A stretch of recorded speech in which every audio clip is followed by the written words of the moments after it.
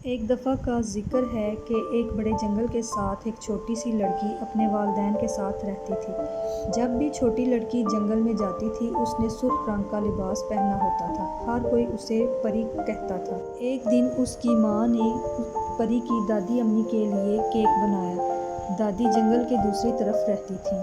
परी की माँ ने उसे दादी के पास केक ले जाने को कहा। माँ ने परी से कहा कि रास्ते में किसी अजनबी से बात ना करे। माँ और परी ने एक दूसरे को अलविदा कहा।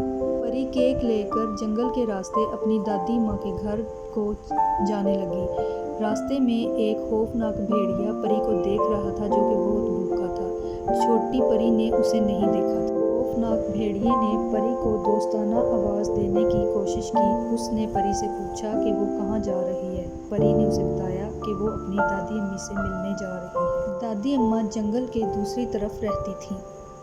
खौफनाक भेड़िए ने परी से कहा कि वो दादी के लिए कुछ फूल चुने।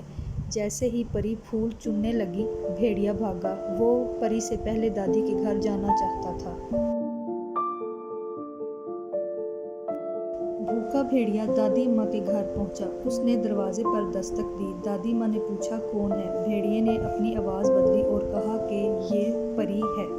दादी ने कहा दरवाज़ा खुला है। भूखा भेड़िया अंदर चला गया।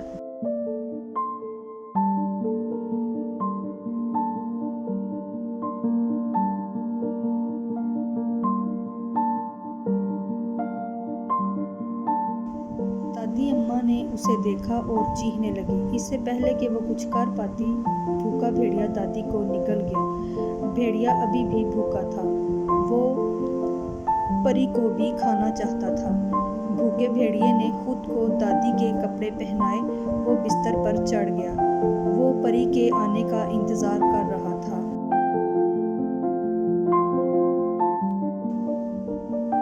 परी दादी अम्मा के घर आई। उसने दरवाजे पर दस्तक दी और पूछा कि क्या वो अंदर आ सकती है। भूखे भेड़िए ने अपनी आवाज़ बदली और उसने परी को अंदर आने को कहा। परी ने हैरानगी से अपनी दादी की तरफ देखा। भेड़िए ने सोचा कि परी के साथ अच्छा सलूक करना बेहतर रहेगा। परी का हाथ अपनी दादी के करीब पहुंचा। उसने सोचा कि दादी की कितनी बड़ी आंखें हैं। भेड़िए ने कहा कि वो उसके साथ मिलना चाहता है। परी ने कहा कि दादी के कितने बड़े कान हैं। भेड़िए ने परी को करीब आने को कहा। परी ने कहा कि कितने बड़े दांत हैं। भेड़िए ने उसे बताया कि वो परी को खाना चाहता है। भेड़िया बिस्तर से कूद पड़ा। परी चिल्लाने लगी और घर से भागी। भूखे भेड़िए ने उसे बंद कर दिया। परी ने एक लकड़ी काटने वाला देखा। परी ने उसे बताया कि भेड़िया उसकी दादी को खा गया है। दलेर लकड़हारे ने भूखे भेड़िए को उठा लिया। उसने भेड़िए को हिलाकर दादी को बाहर निकाल दिया। दादी खौफज़दा हो गई लेकिन महफूज और ठीक रही। लकड़हारे, दादी और परी सब ने भूखे भेड़िए को भागते देखा। वो अब खुश थे। भूखा भेड़िया चला गया था। परी और उसकी दादी ने लकड़हारे का शुक्रिया अदा किया।